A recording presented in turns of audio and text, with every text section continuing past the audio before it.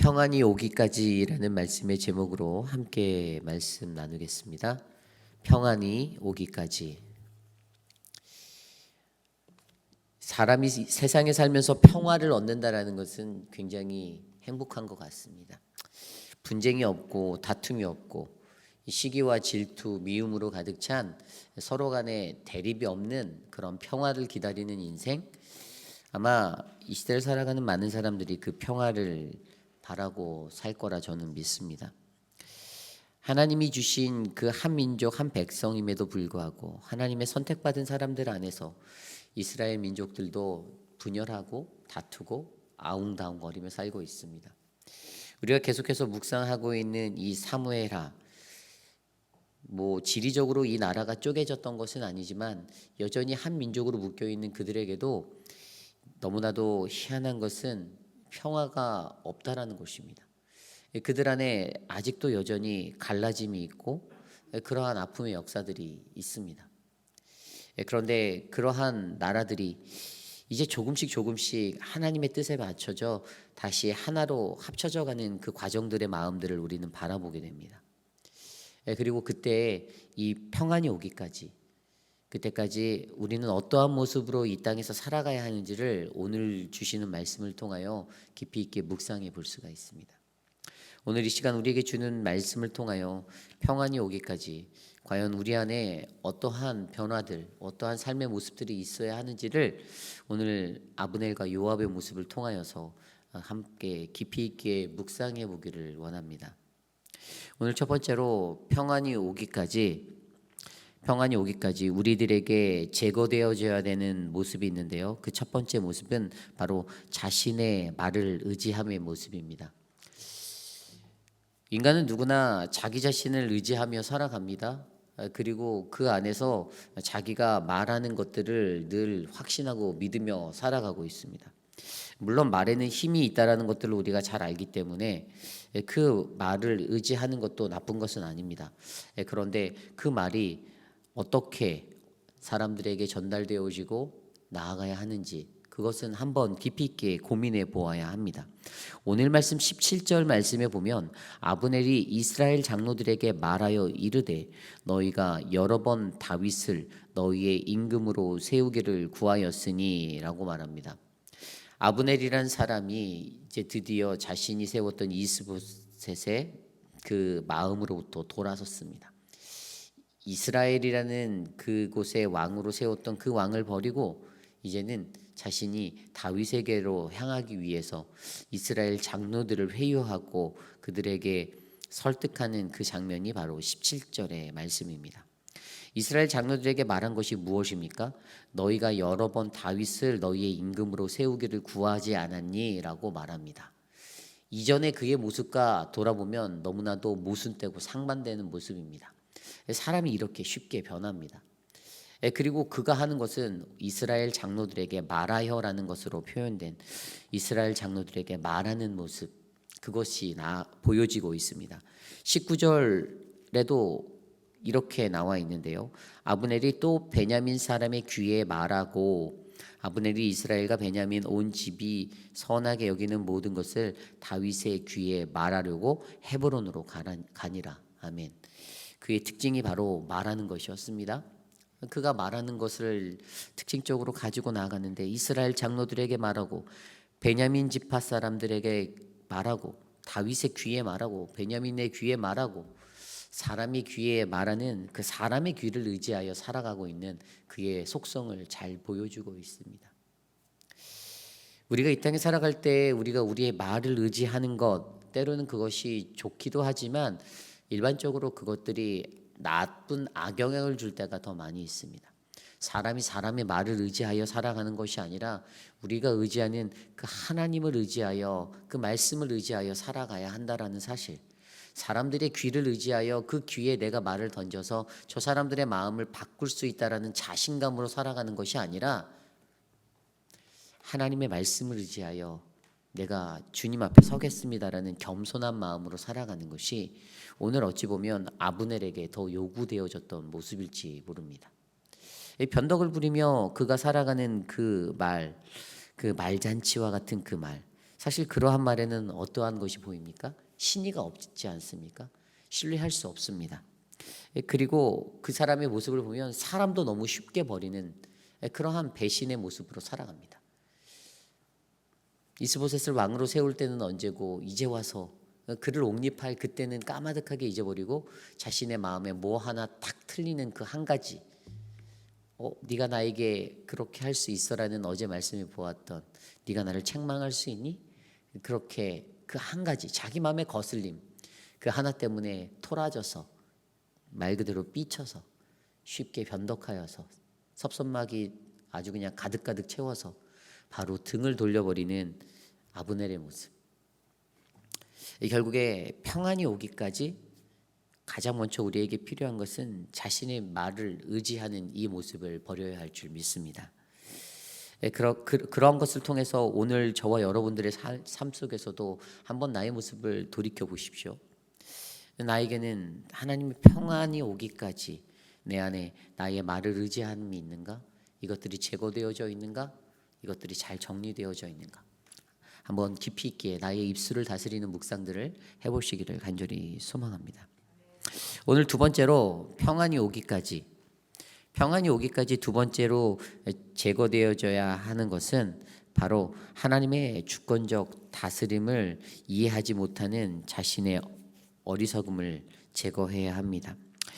이것은 무슨 말인가 하니 오늘 말씀 21절에 나와 있는 말씀인데요. 21절에 이렇게 기록되어져 있습니다.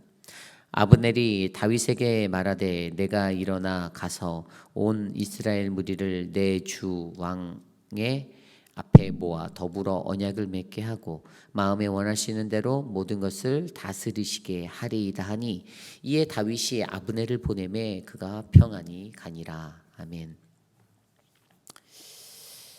자신의 역할을 강조하는 아브넬의 모습을 우리는 바라볼 수 있습니다. 다윗을 만나서 헤브론에 가서 다윗을 만나서 다윗의 깃과에 말을 할 때 이렇게 말하였죠. 내가 일어나 가서, 내가라는 주어가 눈에 확 들어옵니다.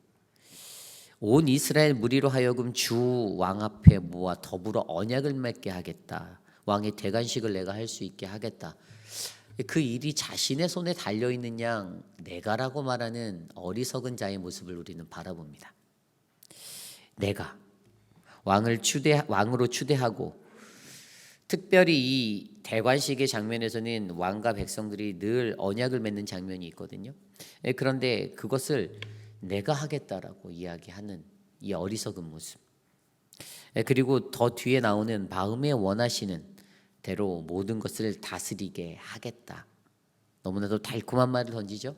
내가 왕이 다윗인 당신이 하고자 하는 대로 당신의 마음에 있는 대로 다스릴 수 있도록 내가 하겠습니다라고 이야기하는 이 어리석음. 이것이 나타내는 것이 아까 처음에 말씀드린 대로 하나님의 주권적 다스림을 제대로 이해하지 못한 그러한 어리석은 자의 모습이었습니다. 이 얼마나 모순 가득한 그러한 것입니까? 분명히 자신이 하나님을 온전히 섬겼고 하나님을 믿고 살아가는 자였다라면 하나님의 뜻에 맞춰서 이스보셋을 왕으로 세우려 하여 나라를 분열하고 공동체를 깨뜨리고 그러한 일도 하지 말았어야 되는데 그는 앞서 그런 모습들을 서슴없이 행했잖아요. 하나님이 기름 부어준 자가 다윗임을 알았다라면 제대로 알았다라면 그것을 믿었다라면 그냥 하나님이 어떻게 역사하시는지를 바라보며 다윗을 잘 하나님의 기름 부은 자로 세워지도록 기도하고 지원하고 그랬어야 되는데 사실 그의 마음에는 다른 생각, 다른 꿈이 있었다라는 거죠. 결국에 이러한 착각 속에 살아가게 하는 착각 속에 살고 있는 그의 모습을 보며 이러한 착각 속에 선 그의 모습은 하나님의 주권적인 다스림을 이해하지 못하고 있는 인간의 어리석은 모습을 보여주고 있다는 사실입니다. 그러므로 평안이 오기까지 우리에게도 필요한 것은 그 하나님의 주권적 다스림에 대한 올바른 이해가 있어야 합니다. 하나님의 주권적인 다스림은 내 나이 50살까지만 이루어지는 것도 아니고요. 우리의 삶의 전 영역에서 평생 하나님이 내 삶을 주도하시고 내 삶을 다스리시고 하나님이 우리 공동체를 다스리시고 우리 공동체를 이끄신다라는 그러한 믿음의 신앙의 고백이 되어야 할 줄 믿습니다. 그러므로 정말로 중요한 것은 자신의 역할을 강조하려고 어리석은 인생을 드러내는 것이 아니라 하나님이 모든 것의 주권자이심을 드러내는 그 영광의 모습으로 우리가 나아갈 줄 믿습니다. 이것이 오늘 평안이 오기까지의 두 번째, 하나님의 주권적 다스림을 이해하지 못함입니다. 오늘 평안이 오기까지 세 번째 모습이 있는데요. 그것은 바로 평안의 죄를 망각함입니다. 평안의 죄를 망각함. 오늘 말씀 21절과 22절 말씀입니다.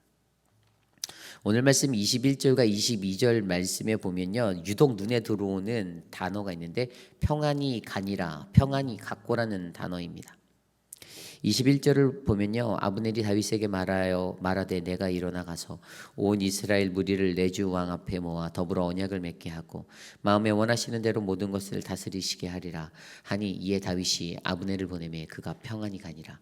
다윗의 신복들이 요압이 적군을 치고 크게 노력한 물건을 가지고 돌아오니 아브넬은 이미 보냄을 받아 평안히 갔고. 오늘 이 평안이라는 단어가 두 번이나 반복되어지는 것, 이것들을 보면 분명히 아브넬이라는 사람은 다윗 왕을 만나 평안을 얻었다라는 사실을 우리는 발견할 수 있습니다. 그가 얻었던 평안은 무엇입니까? 자기가 원하는 것들을 어느 정도 획득했다라는 것 아니겠습니까? 그가 주신 평안이 하나님이 주신 평안이라기보다는 인간적인 만족에 자기가 얻게 된, 자기가 계획한 대로 자기가 지략을 펼쳐서 다윗 왕을 찾아가서 딜을 하고 그래서 서로 협상해서 얻게 된 것들에 대한 어느 정도 성과. 내가 이렇게 두 흩어진 분열된 것들을 멀지하였을 때, 다윗을 내가 밀었을 때 내가 얻게 될 어떠한 권세와 권자들을 그는 어느 정도 직감하지 않았을까라는 그러한 생각을 하게 됩니다. 그런데 이 평안, 그가 느꼈던, 아브넬이 느낀 평안 가운데 그가 망각해버린 것이 하나 있는데 그것은 자신의 죄를 망각하고 있다는 사실이죠. 하나님을 거스렀던 죄, 그리고 가장 중요한 것은 그 이전에 요압의 동생, 그 요압의 형제를 죽였던, 그 아사헬을 죽였던 그 실수를 그는 기억하지 못하고 있습니다. 불과 얼마 전에 그 기브온 전투에서 자신을 열심히 쫓아오던 아사헬을 그가 창으로 찔려 죽였지 않습니까? 그런데 오늘 요압이라는 사람과 오버래핑 되면서 말씀이 21절과 22절에 오버래핑 되면서 지나가는데 평안이 가는 사람의 마음 가운데 그 평안함을 짜증내는 한 사람의 모습이 나오는데 그게 바로 23절의 요압입니다. 요압 및 요압과 함께한 모든 군사가 돌아오매 어떤 사람은 요압에게 말하여 이르되 넬의 아들 아브넬이 왕에게 왔더니 왕이 보매 그가 평안히 갔나이다 하니 24절에 요압이 왕께 나아가 이르되 어찌하심이니까 아브넬이 왕에게 나아왔거늘 어찌하여 그를 보내 잘 가게 하셨나이까. 아멘. 그가 느꼈던 그 평안에 대해서 짜증내는 한 사람이 보이죠. 그러면서 왕에게 나와서 어떻게 그를 평안히 보낼 수 있냐라고 그렇게 소리치고 있는 우리는 요압을 발견하게 됩니다. 아브넬이 자신의 평안 가운데 망각해버렸던 죄는 자신의 악행, 그것을 기억하지 못하였습니다. 절대적인 회개가 그 안에 일어나지 않았겠죠. 그러한 망각에 사로잡혀서 그냥 눈앞에 보이는 그 평안 가운데 자신이 거하였을 때 그냥 자신이 그렇게 평안이 돌아갔다라는 것입니다. 그런데 그 평안이 나중에 어떻게 되죠? 나중에 뒤에 가면 26절 말씀에 그의 발목을 잡게 되잖아요. 그를 다시 불러들일 때 아무 생각 없이 다시 돌아왔습니다. 다윗 왕이 알지 못한 채 이 요압이 간계를 써서 그를 다시 불러들였잖아요. 헤브론으로. 왜냐하면 그가 이미 앞서 느꼈던 평안 때문에 아무 생각 없이 그 게임에 빠져서 그가 돌아오게 되는, 자기의 죽을 자리로 돌아오게 된 그러한 모습이라는 것이죠. 인간은 이러한 망각에 살게 된다는 것입니다. 요압의 계략 가운데 속아 넘어가는 그 계략, 거기에는 자신이 누리는 현재 상태의 평안 가운데 자기의 죄된 속성과 죄악된 모습을 돌아보지 못한 그러한 망각이 있었다는 것입니다. 결국에 평안이 오기까지 우리에게 필요한 것은 평안의 죄를 망각하는 것들을 버려야 한다는 것입니다. 이 망각을 버려야 합니다. 결국에 오늘 이 시대를 살아가는 저와 여러분들에게도 그 망각이 우리들의 눈을 어둡게 만들고 우리들의 영적인 것들을 희미하게 흐려버릴 수 있다는 사실을 기억하시기를 간절히 부탁드립니다. 오늘 마지막으로 평안이 오기까지, 마지막에 우리에게 원하는, 우리가 제거해야 될 모습은요, 우리 안에 있는 마음의 원한을 버려야 합니다. 마음의 원한을 버려야 합니다. 오늘 말씀 22절부터 26절까지의 말씀은 아브넬이 다윗과 협상하고 돌아간 그 결과에 대해서 요압이 반대하는 요압의 모습을 우리에게 보여주고 있습니다. 아까 요압이 분명히 왜 그를 평안히 보냈냐라고 왕에게 대꾸하여 물어봤던 것처럼 그의 마음은 굉장히 불편했습니다. 그런데 왜 그런가라는 그 이유를 돌아보면 앞서 설명드린 대로 자신의 형제를 죽였던 그 사적인 원한이 그에게 있었습니다. 아브넬이라는 한 사람에 대해서 아브넬은 잊었을지 몰라도 아브넬이라는 그 사람에 대해서 요압은 절대 잊지 못하였을 것입니다. 왜냐하면 자기가 사랑하는 자신의 형제, 동생이 죽었기 때문입니다. 그 아사엘의 죽음 앞에서 그가 마음속에 사무쳤던 것, 언젠가 내가 이 아브넬이라는 놈을 가만두지 않겠다라는 그 마음이, 사적인 원한이 굳게 담겨져 있을 것입니다. 그랬기 때문에 그의 마음이 어떻게 번져나갑니까? 그가 가졌던 마음의 원한은 불평의 모습으로, 거스름의 모습으로, 의심의 모습으로 퍼져나갑니다. 오늘 말씀 24절과 25절, 26절을 보면요, 요압이 왕에게 나아가 이르되 어찌하심이니까? 아브넬이 왕에게 나왔거늘 어찌하여 그를 보내 잘 가게 하셨나이까? 불평합니다. 왕에게 처음으로 거스르는 말로 이렇게 불평해 보는 거예요.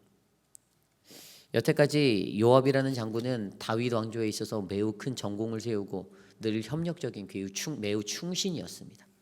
정말 귀한 충신이에요. 그런데 그가 왕에게 컴플레인합니다. 불평하기 시작했어요. 그랬더니 25절에 의심하죠. 왕도 아시려니와 내레 아들 아브넬이 온 것은 왕을 속임이라. 그가 왕이 출입하는 것을 알고 왕이 하시는 모든 것을 알려 함이니이다 하고 라는 이 의심적인 말들을 이제 던집니다. 당신을 속이려 하는 것입니다. 왜 그를 믿으십니까? 라고. 그리고 26절에 보면 이에 요압이 다윗에게서 나와 전령들을 보내 아브넬을 쫓아가게 하였더니 시라 우물가에서 그를 데리고 돌아왔으나 다윗은 알지 못하였더라. 뭐죠? 거스른 거예요. 왕에게 알리지 않았습니다. 보고하지 않았어요. 자신의 마음대로 행동하였습니다. 여태까지 그렇게 군대 생활하지 않았던 자인데 항명을 일으킨 겁니다. 그가 가졌던 불평이 의심을 낳았고 의심을 통하여서 거스르는 불복종의 자리로 나아가게 만들었습니다. 그런데 이것을 통해 무엇을 발견합니까? 사람이 가지고 있는 마음의 원한으로 우리는 하나님이 주시는 바른 시각을 바라볼 수 없다라는 것입니다. 하나님의 뜻이 무엇인지를 헤아릴 수 없다라는 것입니다. 왜요? 내 안에 가지고 있는 사무치는 원한 때문에. 우리도 세상에서 살면서 그러잖아요. 누구 한 사람에 대해서 미운 마음 가지면 저 사람이 하는 자잘한 거 하나하나가 다 눈에 거슬립니다. 그냥 다 싫은 거예요. 그 사람이 무엇을 하든 다 마음에 안 듭니다. 인간이란 그렇습니다. 머리부터 발끝까지 싫어지는 겁니다. 인간이란 존재가 원래 이런 마음의 원을 부르며 온유월에도 서리가 내리듯이 그러한 마음으로 살아가는 게 인간입니다. 그런데 그것을 가지면 하나님의 사람 그리스도인들이 그런 마음을 가지면 어떻게 됩니까? 하나님이 주시는 그 진정한 주의 뜻을 발견하지 못하는, 그 바른 시각을 바라보지 못한다라는 것입니다.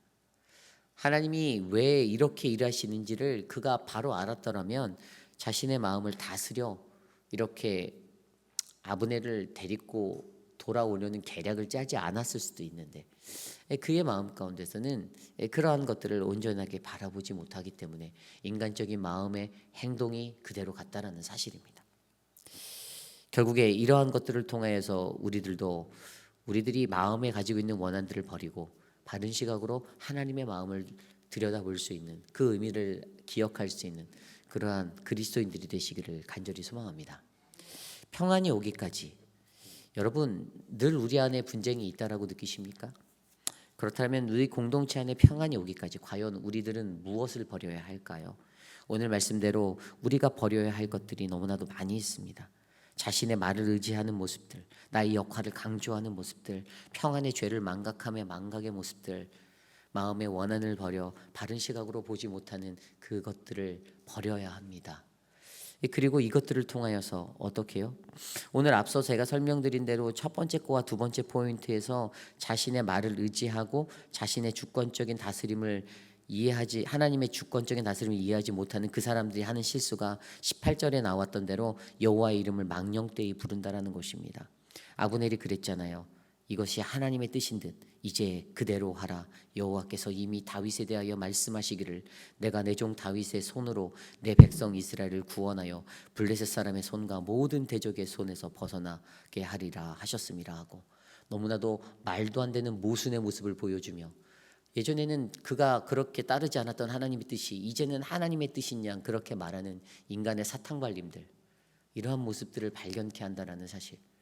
결국에 우리들은 어떻게 해야 할까요? 우리들의 인생에서 우리 안에 모든 것들을 제거하여 버리고 오직 우리 안에서 역사하시는 그 하나님, 그 하나님의 은혜를 바라며 주님 평안이 오기까지 내가 나를 다스리고 나를 만지겠습니다. 나와 함께하여 주시옵소서 간구하는 저와 여러분 우리 모두의 인생이 되기를 간절히 소망합니다. 사랑하는 공동체가 하나님의 평화를 누리기 원합니다. 그 평안에 서기 원합니다. 그러기 위해서는 우리들 각자 각 사람들이 제거해야 될 그러한 잘못된 어긋난 모습들이 분명히 있습니다. 오늘 내 삶에 내 안에 어떠한 것이 하나님의 뜻을 거스리고 어긋난 인생인지 스스로가 관찰해 보시고 묵상해 보시며 하나님 내가 변화되기 원합니다. 나를 도와주시옵소서 함께 기도하는 우리들 되기 원합니다.